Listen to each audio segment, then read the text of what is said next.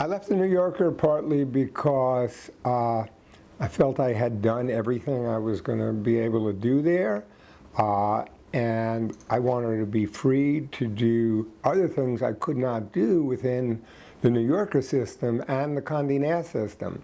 Among those other things was go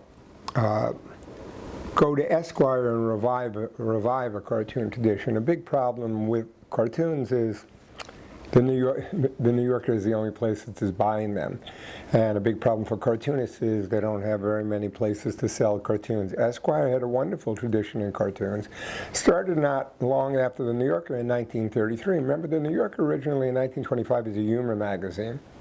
Esquire in 1933 looks at the New Yorker and says, you know what? We're going to be a man's magazine, and we're going to use cartoons. And one of the innovations they did was they used cartoons in color, full page. When Harold Ross was asked why he didn't use cartoons in color, Harold Ross said, "What's so funny about red?" But in fact, sometimes cartoons in color are great. Anyway, Esquire had a big hiatus in these periodic revivals.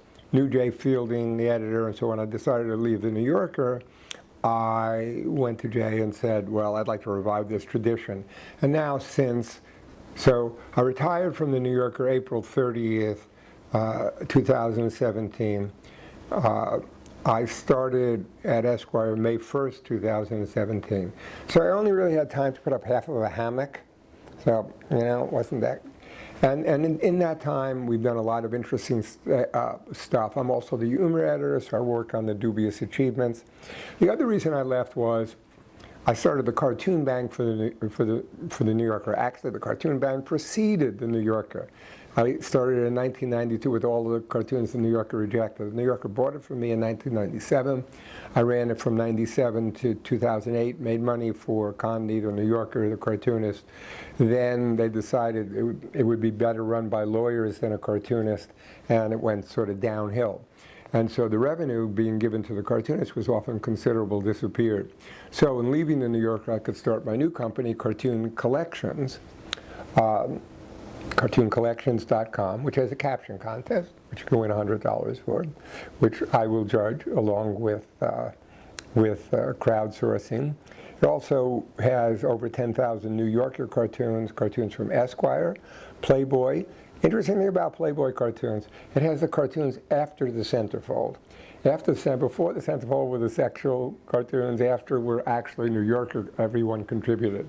And in terms of the actual highest cartoon art achieved during the 20th century, wasn't at the New Yorker.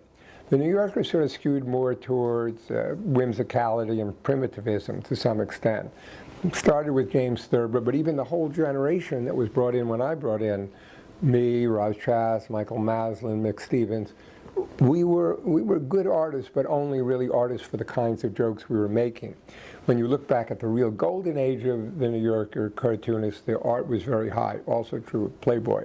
We also have cartoons from the National Lampoon and Barron's and all of that. So Cartoon Collections is going to be the mega archive of cartoons when you need it for a PowerPoint, for a textbook, for a newsletter, for a book.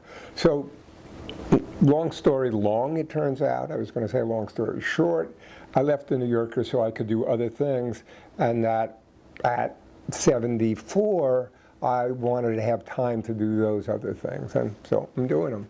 But my last act, of course, the capstone of my career before leaving the New Yorker, was creating the New Yorker Encyclopedia of Cartoons, which is on sale here. 2 volumes weighing over 15 pounds. It comes with hernia insurance. So, yeah, a great book.